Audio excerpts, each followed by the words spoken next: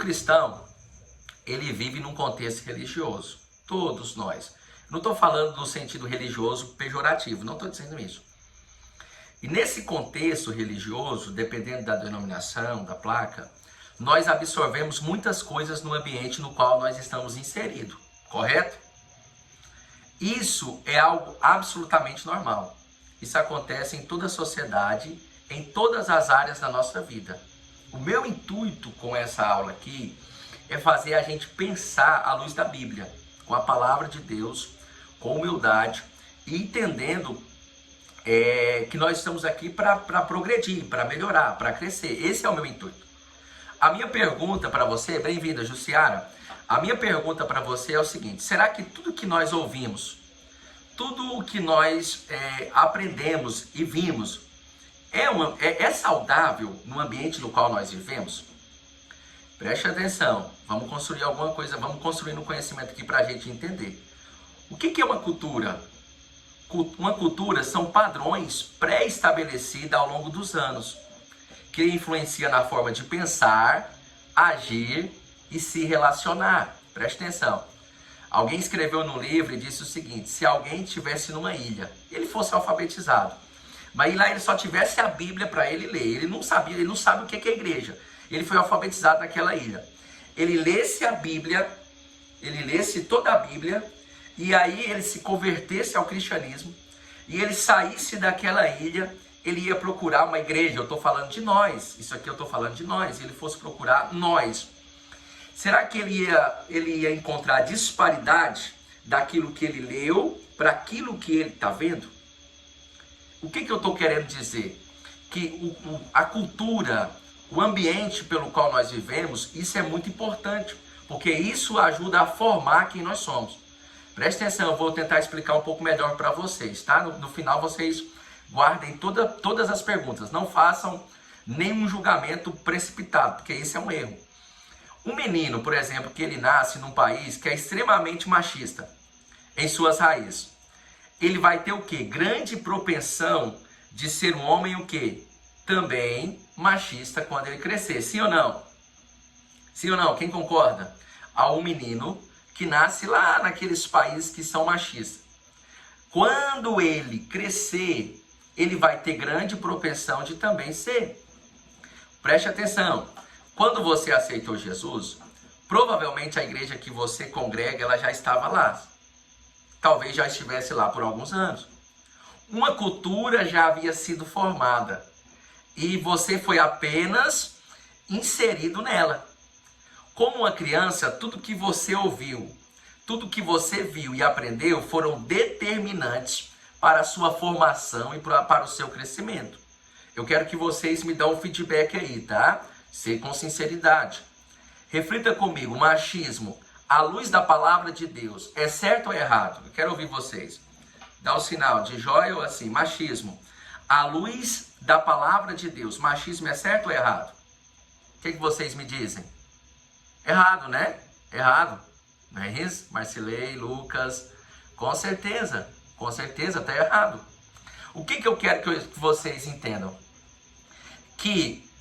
Qual é o meu receio? É que muitos de nós tenhamos aprendido de uma forma errada, dentro de alguns ambientes religiosos, que machismo seja correto. Vocês estão entendendo onde eu desejo chegar? Onde eu estou querendo chegar? É dever de cada um de nós fazer o que? Presta atenção, eu não estou afirmando com isso que tudo que você aprendeu seja errado. Eu não estou afirmando isso. Nem desacreditando você desistir da sua fé, da sua igreja, da sua liderança. Pelo contrário, todos nós devemos congregar. Nós não somos perfeitos, não existe igreja perfeita, isso é utopia. Existe igreja saudável. E nós, não sozinhos somos igreja, mas os membros ligados uns nos outros somos igreja, e nós podemos ser saudável. Talvez você está aqui pela primeira vez, está falando assim, não, esse pastor é um pastor que não gosta de igreja, ou teve uma decepção com a igreja, é por isso que ele está falando isso. Não, nós não estamos aqui para falar nem de A, nem de B, nem de C. Nós estamos aqui para falar de nós, porque se nós somos membro do corpo de Cristo, e nós queremos uma igreja saudável, não compete a nós apontar o erro para A, para B ou para C. Compete a nós, como diz as Escrituras, examinar nós mesmos, ou como diz a palavra de Deus, cada um dará conta de si mesmo a Deus. Nós não podemos simplesmente criticar, aceitar ou recuar. Nós podemos construir uma igreja saudável a partir de nós. Amém? Quem concorda comigo? Ou não concorda, não tem problema, não sou senhor de razão nenhuma. É a partir daí, não é? É dever, preste atenção, de cada um de nós buscar saúde bíblica e colaborar para que nossas igrejas sejam saudáveis. O intuito aqui é fazer você pensar com a Bíblia aberta, olhando para Cristo, fazendo o que Ele ordenou e seguindo os seus passos. Amém? Perfeito até aí? Vou contar um pouquinho da minha experiência bem rápido, tá? Quem me conhece aqui, sabe que eu cresci numa igreja muito bíblica. Isso foi um diferencial no meu ministério. Por quê? Aqueles que nos discipulam são referência, que fazem diferença, no início da nossa fé. A minha pergunta é, quem discipulou você? Quem ainda discipula você? Quem foi o seu referencial? Que tipo de comida você come? Ou qual comida foi oferecida a você? Preste atenção, se tiver algum psicólogo, alguém que entende alguma coisa na área de psicologia, depois posso falar. O caráter de uma pessoa é construída por meio de hábitos, relações e ambientes que fazem parte de uma experiência pessoal. Sendo formado no ser humano até 5 anos de idade, depende da fonte da pesquisa. Então, na vida espiritual também não é diferente. Onde, com quem estamos ou que ouvimos são determinantes para a nossa formação espiritual. Concordam? Onde, com quem estamos, o que ouvimos são determinantes para a nossa formação espiritual. Se um mau caráter de discipula, você vai ter tendências a ser assim. Se uma pessoa, com a fé distorcida discipula você, com toda probabilidade ou propensão, você também vai ter uma fé distorcida. Acredite em mim, hoje aqui, é mais fácil construir algo do que reconstruir. Tá? Eu tenho as referências bíblicas aqui, não vou falar, depois você vê a apostila e lê, porque o nome desse trabalho aqui é Bíblia Aberta. Então, tá aqui o Rui, ele é construtor. Ele sabe que é mais fácil derrubar tudo e começar do zero do que pegar algo e reconstruir. Fique calmo, tá? Fique calmo. Todos nós estamos em reconstrução, sendo transformado de glória em glória, 2 Coríntios 3,18. Talvez, não sei, o seu caso, cada caso é um caso, não precisa derrubar tudo e começar de novo. Deus é quem sabe, mas a minha palavra para você nessa noite é o seguinte, lembra dos ossos secos de Ezequiel 37? Aquela condição era a condição espiritual de Israel. Os ossos estavam mortos e sequíssimos. Eles precisavam, não era nem de reconstruir, nem de construir. Eles precisavam, era de ressuscitar. Amém? Estão entendendo até aí? Faz só um joinha aí. Quem está comigo não dorme, pelo amor de Deus, não dorme. Está muito cedo, 8h12. Durante o passar dos anos, a gente aprende muita coisa. Eu estou falando de vida cristã, eclesiástica. Elas vão sendo reveladas a nós. Assim como Samuel. Você quer ter o segredo do sucesso? Você nunca seja aquele cristão, já sei de tudo. Ou tem a mente fechada, com o cabeço, que você não pode ouvir nada diferente. A luz, ao crivo da nossa fé é a palavra de Deus. Como diz os reformadores, só nas Escrituras. Isso é o crivo da nossa fé. É a palavra pela palavra. Mas um dia Samuel, que bem novinho, ouviu a voz de Deus lá em Siló, ele aprendeu uma lição com Deus, já estava bem de idade. Ele já estava mais velho.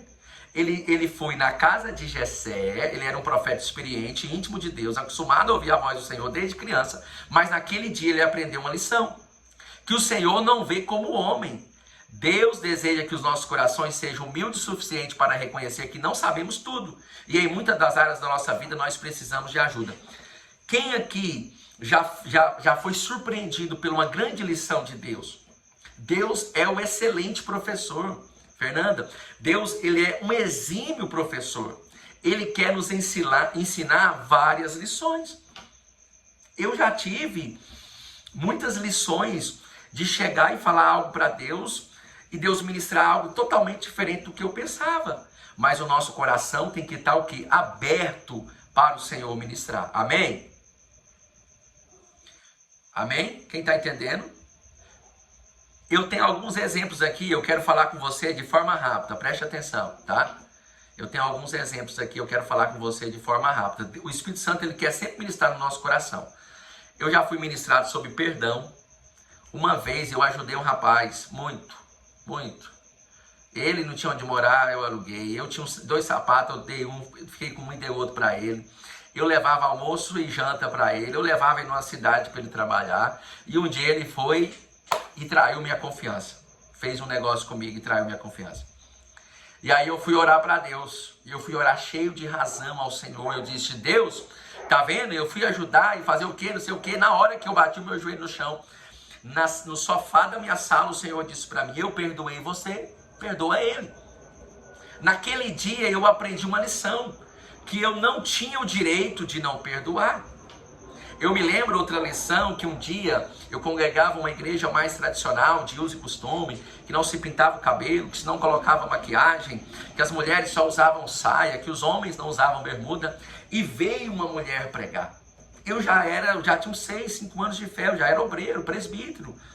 Já trabalhava com jovens, dirigia trabalhos em ponto de pregação. Quando eu olhei aquela mulher, que ela estava com o cabelo todo pintado, o meu pensamento foi mais rápido do que eu.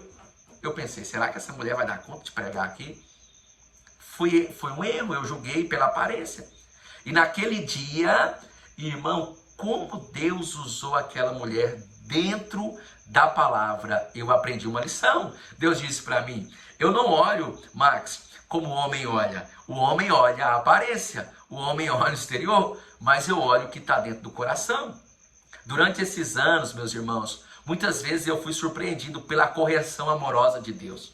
O GPS de Deus, todo mundo sabe aqui que o GPS, todo mundo sabe, está sempre ligado, nos redirecionando para a sua vontade, para o seu caminho. Mas a gente precisa redirecionar a rota. Eu já fui muito religioso. Eu pensava que não. Certamente um religioso, ele não reconhece a sua religiosidade no sentido pejorativo dessa palavra, tá?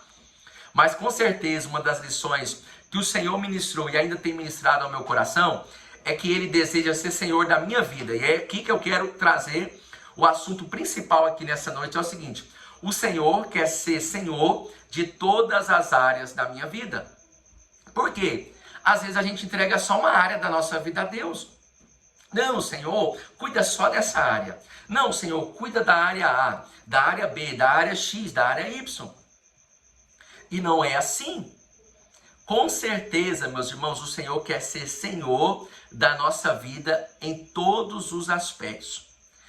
Preste atenção, mas por que eu tinha essa mentalidade? Por que eu tinha essa mentalidade talvez um pouco distorcida? Lembra que eu falei que quando a gente chegou, a igreja já estava lá há muitos anos, já havia uma cultura e tem uma mentalidade distorcida. Às vezes alguém que a gente admira, que prega, ele fala uma palavra fora daquilo que é um princípio bíblico, a gente toma aquilo para a nossa vida e para o nosso coração. Então, preste atenção, no começo eu não conhecia Deus como um pai.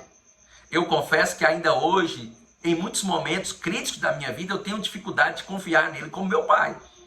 Eu digo pai com meu lábio, mas com os olhos eu enxergo um Deus que é um Deus distante. Como a maioria das pessoas são assim. Elas dizem pai, mas com a boca, mas ela vê ele distante. Por quê? Tem algo chave bem aqui. O diabo, que é o inimigo das nossas almas, não de Deus, ele descaracterizou a figura paterna na terra ao longo de todos os anos, tá? Na sociedade.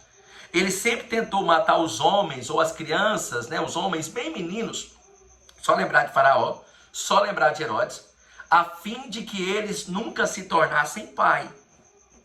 Muitos odeiam essa palavra pai. Muitos não sabem o que significa essa palavra. Chamamos Deus de todos os atributos que lhe são devidos, mas não temos intimidade para chamá-lo de pai. A gente diz soberano, poderoso, glorioso, majestoso e tanto ouso e tanta coisa, mas não temos intimidade para chamá-lo de pai. Com certeza, preste atenção, com certeza você conhece alguma família com um pai ausente, ou até um pai presente fisicamente, mora ali naquela casa, mas ausente nas atribuições de um verdadeiro pai. Preste atenção, se um líder não exerce a sua função, o que acontece com os seus liderados? Temos uma família disfuncional. Quem já ouviu falar de família disfuncional aqui? Quem já ouviu falar? Família disfuncional.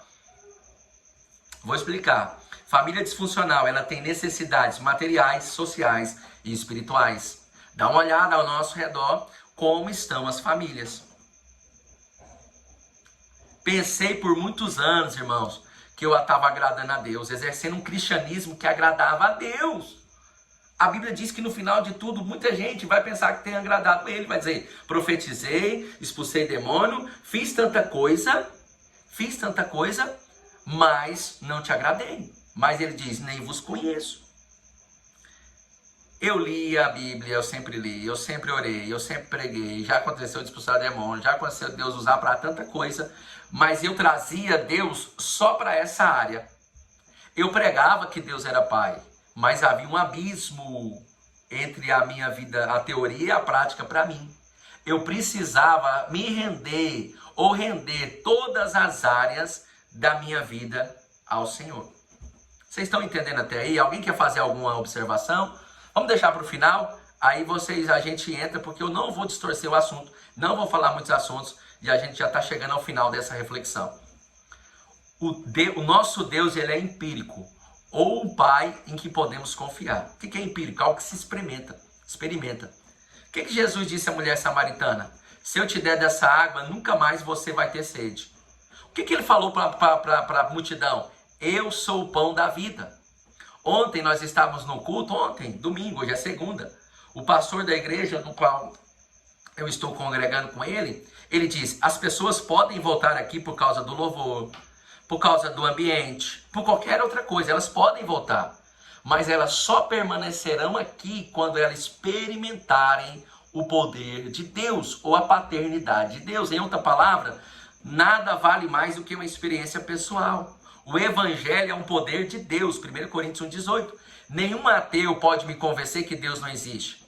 Afinal, eu comi, eu bebi dele. Qual ateu pode me convencer que Deus não existe? Não é verdade? Eu não conheço a sua história, preste atenção. Mas há uma grande probabilidade de você não ter uma paternidade bem resolvida. Não te conheço. Alguns aqui eu conheço. Converso, ajudo no que eu posso ajudar. Por que há essa grande probabilidade? Porque o diabo investiu lá atrás. A imagem de um Deus Pai foi distorcida de nossas mentes e corações. Nós precisamos, olha essa palavra que a galera está usando, ressignificar dentro de nós a palavra Pai. Como disse Jesus em aramaico, Abba Pai. Foi assim que Jesus não só chamou, mas também se relacionou com Deus. Ele sempre dizia, Pai, Paizinho. Alguns dizem assim, que o ápice da maturidade é quando a gente começa a viver o que a gente prega. Eu não sei de qual data para cá eu comecei a entender um pouco mais sobre isso. Mas eu aprendi e ainda aprendo que todos os dias eu preciso entregar o meu caminho ao Senhor, Salmo 37:5, e confiar nele. Caminho ali está dizendo todas as áreas da nossa vida, é o que está entre as entrelinhas. Confiar na vida cristã vem antes de qualquer movimento que devemos fazer. A gente move e diz, Deus abençoa. A gente faz e Deus diz, abençoa. A gente escolhe e Deus diz, abençoa. Não é. Se começarmos a andarmos como Marta, vamos quebrar princípio. Então nós precisamos confiar antes de qualquer movimento. E entender que sem Jesus nós não podemos fazer nada. Presta atenção, e eu já estou praticamente terminando aqui, vou terminar. Eu gosto de imaginar o Abba do meu lado o tempo todo, Deus do meu lado o tempo todo. Nós falamos aqui na primeira aula, quem lembra que eu falei sobre contemplar, foi ou não foi? Quando eu acordo, até o cheiro do café, quando os pássaros cantam, quando eu vejo a minha esposa, quando eu percebo que ela está grávida, quando eu levanto, quando eu ando, a misericórdia do Senhor se renovou naquela manhã, Deus me alcançou. Sabe, eu penso que nós somos como uma criança que está aprendendo a andar de bicicleta. O pai tira as rodinhas, mas o tempo todo ele está do nosso lado, acompanhando o nosso trajeto. E caso a gente caia, porque é normal cair, ele nos levanta e nos diz, tenta de novo. Porque está escrito assim no Salmo 37, 24. Ainda que caia, não ficará prostrado, pois o Senhor o levanta com a sua mão. Uma criança, eu me sinto como uma criança. Pode me chamar de pastor, pode me chamar de que for. Mas cada dia que passa eu me sinto mais dependente de Deus. E uma criança, geralmente, ela enche seu pai de perguntas. Nem todas são respondidas. Já reparou nisso? O pai não pode responder tudo. Papai, como que eu nasci? Papai, por que você tem isso e a mamãe tem aquilo? Muitas não podem ser respondidas agora. Deuteronômio 29, 29 diz, as coisas encobertas pertencem ao Senhor, mas as reveladas pertencem a nós e aos nossos filhos e a todos quanto o Senhor mandar. Filhos confiam nos seus pais, mesmo quando eles dizem, por que não? Mas por que, Deus? Por que não? Mesmo quando ele diz isso em tom bravo, nós devemos confiar. Como filho de Deus, nós precisamos aprender a confiar nele. O nosso principal trabalho é confiar nele, descansar no seu amor. Ele disse para Moisés, eu irei com você e te darei descanso. E disse aos discípulos que somos nós, eu estou convosco todos os dias, ou melhor, todos os dias até a consumação dos séculos. É esse Deus Pai, ou essa paternidade que ainda nós não temos, que eu apresento para você nesse momento. E eu abro essa mesa para que nós possamos fazer algumas perguntas. Amém, meus irmãos?